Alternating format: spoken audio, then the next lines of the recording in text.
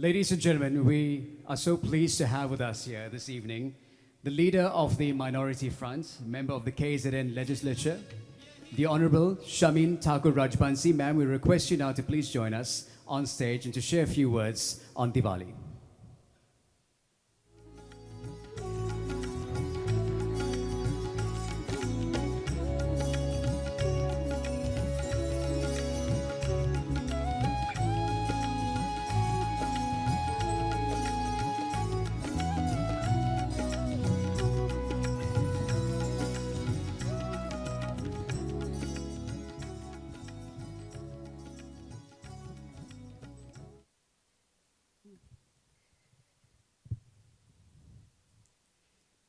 Prem Namaste. Vanakkam. And a very good evening to one and all. Thank you, Ram Bhai, for giving me this opportunity.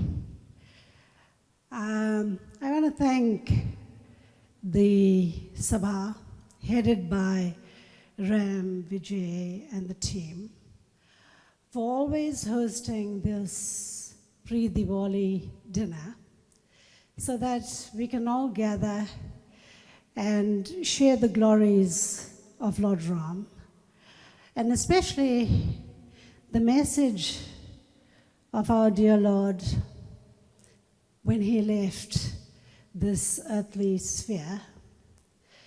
It's very important that we do this as Hindus. This pre-Diwali dinner is an evening of appreciation. And today we appreciate many people who contribute to the success of Diwali as one of the most revered festivals in Bharat as well as in our country. But I want to appreciate at the outset our dear Consul General, Dr. Thalma David, for gracing this event. It means a lot to us, Consul, as a community.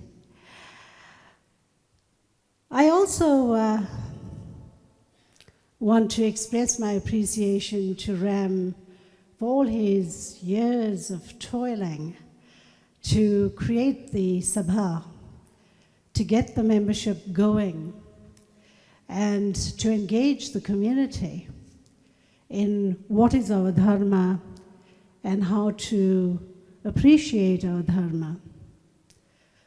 His identification of people in either the 1,000 Rand Club, which in my opinion needs to grow,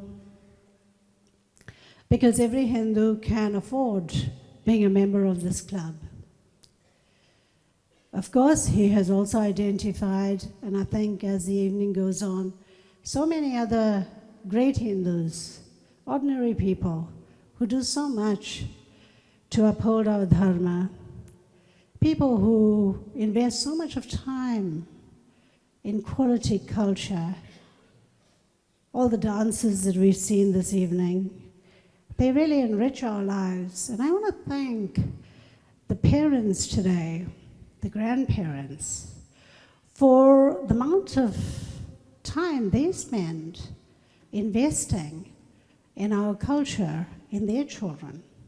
Because this is the type of product we see when we get so much of joy just experiencing the dance, the songs, the music, everything that comes from our scripture. In the life of Lord Ram, we learn about appreciation, we learn about gratitude, and we learn it from the Lord himself.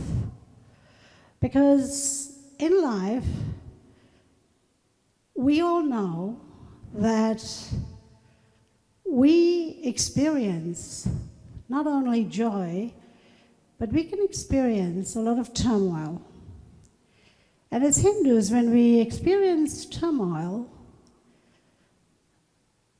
in our mind and our body and our soul, it can actually destroy you.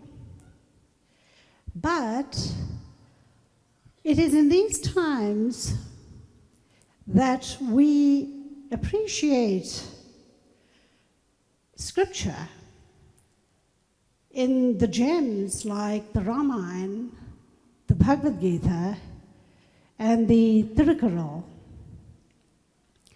Because it is in these times that we learn to survive just by reading the words of the Lord, the wisdom in that, and experiencing the life of the Lord and mirroring it to the lives that we lead. So it may have been 14 years that the Lord was in exile, but I think from the tests that the Lord underwent and the lessons that He left for us, prepares us to face life for 10 times the 14 years of His exile. For me, I also want to appreciate and thank each and every one of you who has stood by me for the last year, because I really, I went through a very difficult time. But that is what communities are for, and families. And as the consulate had rightfully said, that we have this favorite philosophy in Hinduism, Vasudevam Kutumbakam. The world is one family. And we only realize it in times of need, when we don't only rely on the support of our family, but we rely on the support of our greater community family. And I am very lucky to have had that. So I can stand before you and tell what my experience is. The Ramayana is scripture that you generally get pulled towards when you experience pain and hurt. It should also be scripture that you should be ordinarily reading, even if you are not in pain.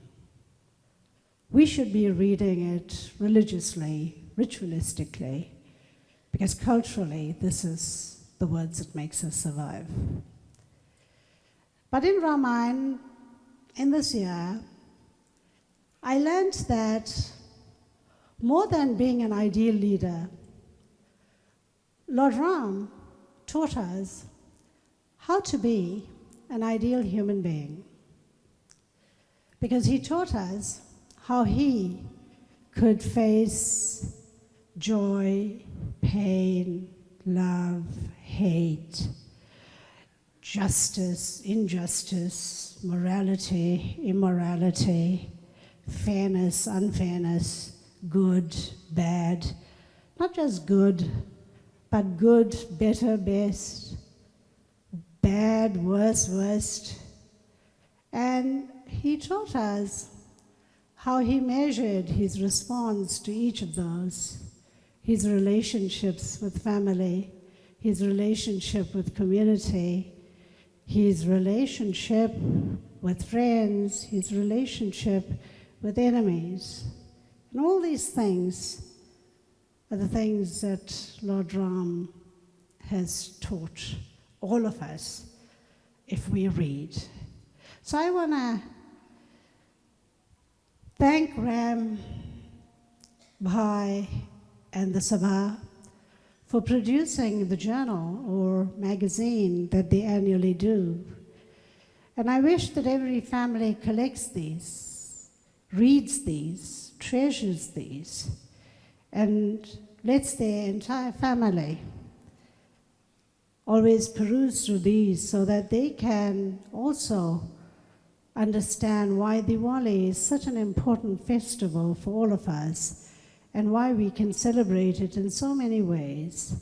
And as our dear consulate has said, it's a time for sharing, and we have to take care of the vulnerable, the needy, people that don't have as much as some of us do.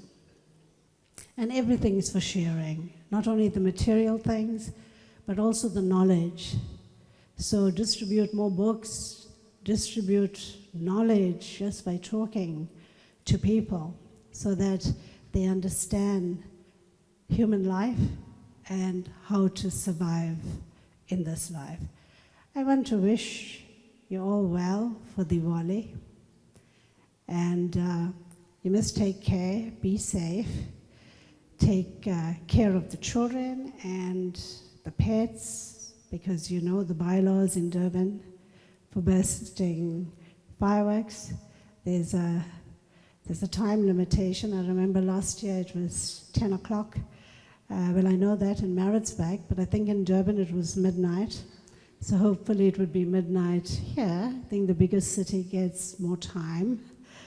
But just take care. Maybe invest in green crackers this time so that we can save the environment and attend to climate change. But I want to wish you all well. And I want to thank you once again for giving me this opportunity to address you. Shubh Diwali, Deepavali. Thank you.